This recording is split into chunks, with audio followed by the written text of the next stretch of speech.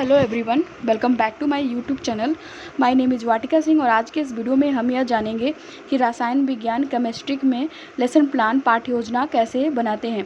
But friends, इस video को start करने से पहले हम आपसे यह कहना चाहेंगे कि अगर आप पहली बार हमारे चैनल पर आए हैं, पहली बार आप हमारे वीडियो को देख रहे हैं या पहली बार आप हमारे चैनल पर विजिट कर रहे हैं, तो प्लीज़ आप हमारे चैनल को सब्सक्राइब जरूर कर लीजिए। साथ ही साथ बेल आइकन को भी प्रेस जरूर कर लीजिए ताकि हम जब भी कोई अपना नया वीडियो अपलोड करेंगे तो उसकी नोटिफिकेशन अपडेट आपको मिल जाएगी, जिससे कि आप हमारे आने वाले न्यू आगामी वीडियो को मिस नहीं कर पाएंगे। तो चलिए फ्रेंड्स, बिना टाइम वेस्ट किए हुए हम इस वीडियो को स्टार्ट कर लेते हैं। केमिस्ट्री में लेसन प्लान पाठ्य योजना बनाने के लिए आपको सबसे पहले लिखना होता है पाठ्य योजना। इसको हम हेडिंग या टैग लाइन कहते हैं। इसको बिल्कुल ही बीचों बीच सेंटर में बोल्ड में और बहुत सुंदर तरीके से आपको इसको रिप्रेजेंट करना होता है। तो पहले मैं बता दूं कि ये पाठ्य योजना क्या होता है। पाठ्य योजना किसी भी पाठ के आवश्यक बिंदुओं की एक रूपरेखा होती है, जिसे कि हम लेसन प्लान पाठ्य योजना कहते हैं। उसके बाद आप लिखते हैं विद्यालय का नाम।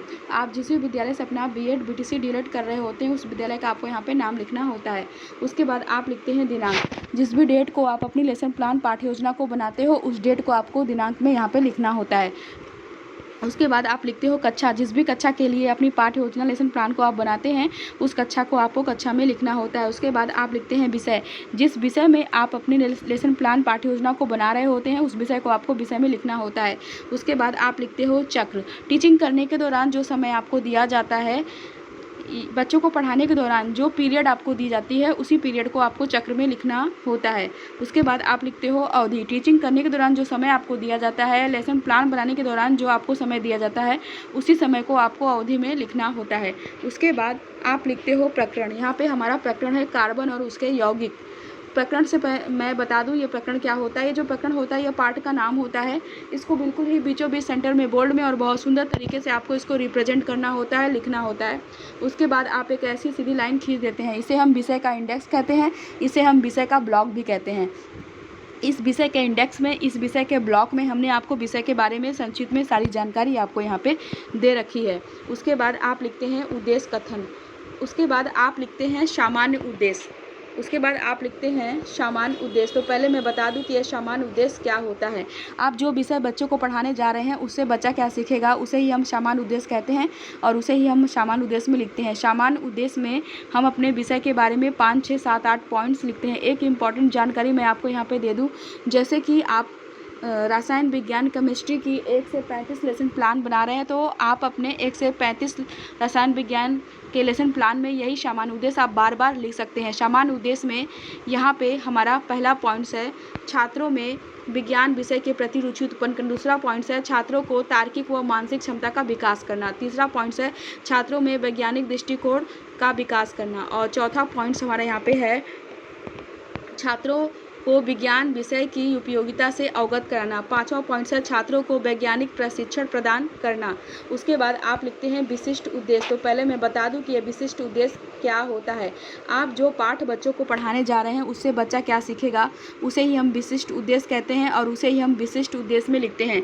विशिष्ट उद्देश्य हमारे 3 प्रकार के होते हैं। पहला होता है हमारा ज्ञानात्मक उद्देश्य, और दूसरा होता है हमारा बोधात्मक उद्देश्य, और तीसरा होता है हमारा कौशलात्मक उद्देश्य। इन तीनों उद्देश्यों में मैक्सिमम लगभग आपको 2-2 पॉइंट्स तो लिखने ही लिखने होते हैं। तो यहाँ पे हमारा ज्ञानात्मक उद्देश्य में पहला पॉइंट्स है छात्र कार्बन और उसके यौगिक की अवधारणा और उसके प्रभावों को समझा सकेंगे। दूसरा पॉइंट्स हमारा यहाँ पे है छात्र कार्बन और उसके यौगिक की परिभाषा बता सकेंगे और विभिन्न प्रकार के कार्बन और उसके यौगिक को पहचान सकेंगे। उसके बाद आप लिखते हैं बोधात्मक उद्देश्य। बोधात्मक उद्देश्य में हमारा यहाँ पे पहला पॉइंट्स है छात्र विभिन्न कार्बन और उसके यौगिक के प्रभाव की व्याख्या कर सकेंगे। दूसरा हमारा पॉइंट्स है छात्र कार्बन और उसके यौगिक की अवधारणा को दैनिक जीवन की स्थितियों से जोड़कर समझा सकेंगे। उसके बाद आप लिखते हैं कौशलात्मक उद्देश्य। कौशलात्मक उद्देश्य में पहला पॉइंट हमारा यहाँ पे है छात्र दैनिक जीवन में कार्बन और उसके यौगिक के महत्व और उपयोगिता बता सकेंगे। दूसरा पॉइंट है छात्र कार्बन और उसके यौगिक के सूत्रों को लागू करके समस्याओं को हल कर सकेंगे। उसके बाद आप लिखते हैं सहायक सामग्री। सहायक सामग्री में आप लिख सकते हैं तो पहले मैं बता दूं सहायक सामग्री क्या होता है।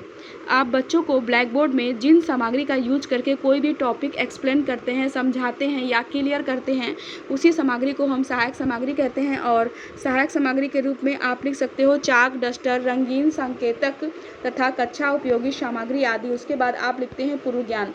तो पहले मैं बता दूं कि यह पूर्व ज्ञान क्या होता है। जो पूर्व ज्ञान होता है यह लगभग सभी का एक समान होता है, बस यहाँ पे क्या होता है कि पाठ का नाम चेंज कर दिया जाता है। पूर्व ज्ञान में आप लिख सकते हो छात्र कार्बन और उसके यौगिक की सामान्य जानकारी रखते हैं। उसके बाद आप बच्चों से प्रस्तावना प्रश्न करते हैं। प्रस्तावना प्रश्न जिसके लिए आप 3 कॉलम बनाएंगे। पहला कॉलम तो आप बनाते हैं क्रम संख्या का कॉलम, जिसमें कि आप छात्रों से पूछे जाने वाले क्वेश्चन के क्रम को लिखते हो। दूसरा कॉलम जो है कि आप बनाते हो छात्रा अध्यापक क्रियाओं का कॉलम। इस कॉलम में आप छात्रों से प्रश्न पूछते हो। तीसरा और लास्ट कॉलम जो है कि आप बनाते हो छात्र छात्रा अनुक्रिया के कॉलम। इस कॉलम में आप छात्रों से पूछे जाने वाले क्वेश्चन के आंसर को देते हैं। तो पहले मैं बता दूं कि प्रस्तावना प्रश्न क्या होता है। प्रस्तावना प्रश्न का मुख्य उद्देश्य छात्रों को पढ़ाए जाने वाले प्रकरण तक लाना होता है, जिससे पढ़ाए जाने वाले प्रकरण से संबंधित कुछ बातें छात्रों को स्मरण कराई जा सके, जिसको जानकर छात्र रुचि के साथ उस प्रकरण की शुरुआत कर सके। तो अब हम बच्चों से प्रस्तावना प्रश्न करते हैं। तो प्रस्तावना प्रश्न का मुख्य प्रस्तावना प्रश्न यहाँ पे हमारा बच्चों से पहला क्वेश्चन हमारा है, किसी वस्तु को जलाने पर क्या उत्पन्न होता है। तो छात्र आंसर देते हैं धुआं उत्पन्न होता है। दूसरा क्वेश्चन हमारा यहाँ पे छात्रों से है, धुआं में मुख्य रूप से कौन कौन सी गैस होती है। तो छात्र आंसर देते हैं कार्बन डाइऑक्साइड गैस होती है। तीसरा क्वेश्चन हमारे यहाँ पे छात्रों से है, कार्बन डाइऑक्साइड में कौन कौन से तत्व हैं।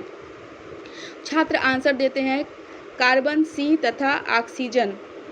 चौथा क्वेश्चन हमारा यहाँ पे छात्रों से है, कार्बन क्या है, कार्बन के यौगिक कौन कौन से हैं। तो छात्र आंसर देते हैं समस्यात्मक प्रश्न। इसका मतलब है कि चौथे क्वेश्चन का आंसर छात्रों को बिल्कुल ही नहीं पता है। चौथे क्वेश्चन के आंसर के बारे में छात्रों को कोई नॉलेज, कोई जानकारी नहीं है।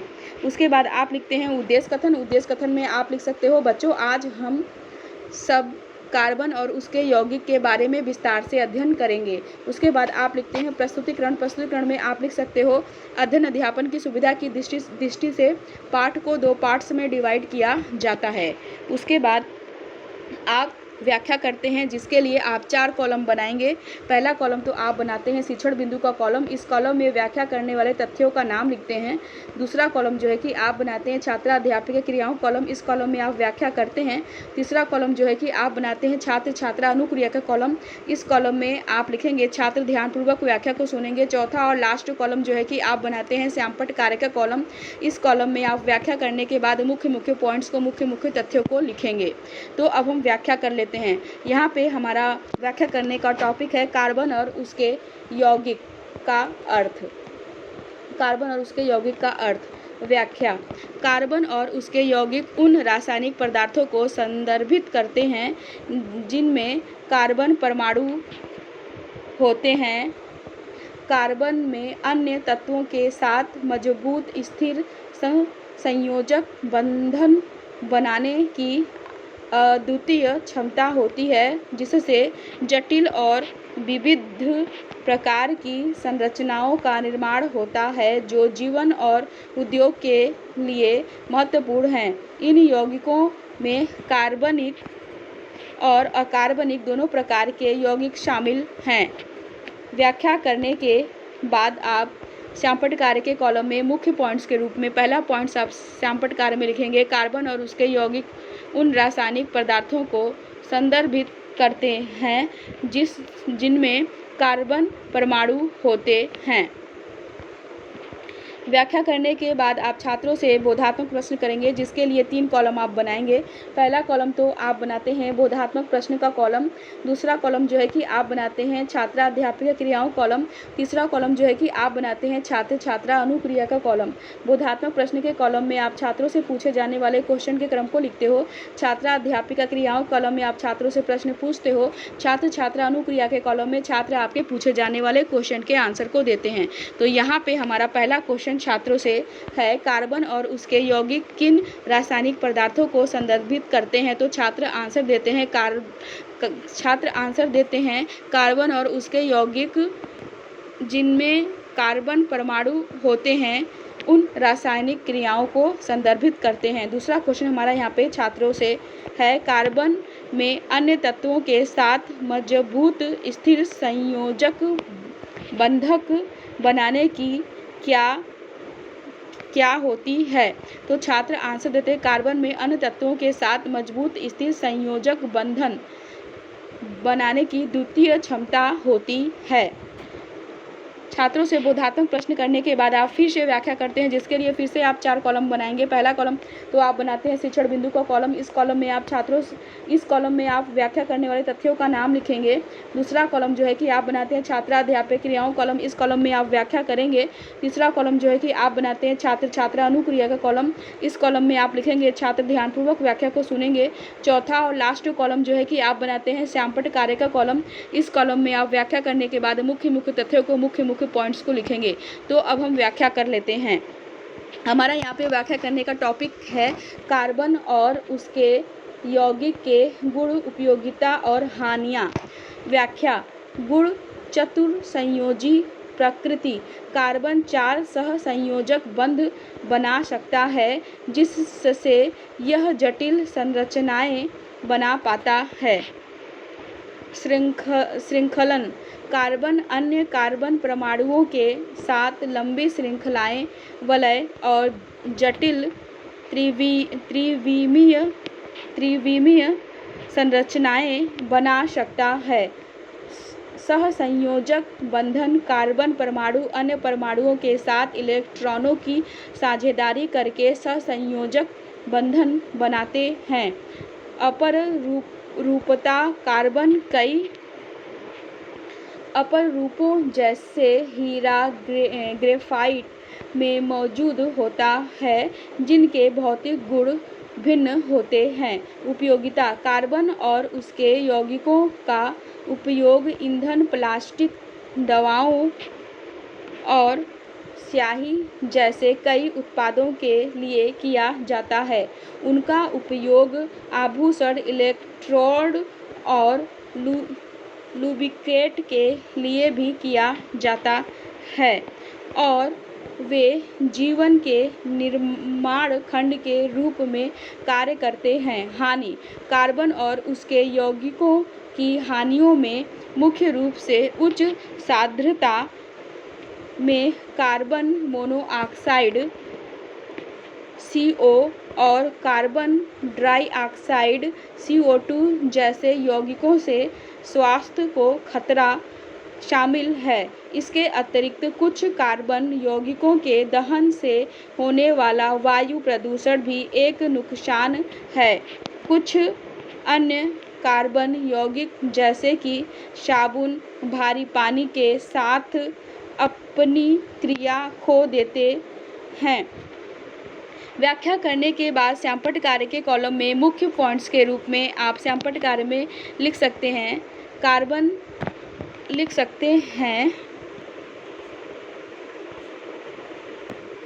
गुण चतुर संयोजी प्रकृति। कार्बन 4 सहसंयोजक बंध बना सकता है जिससे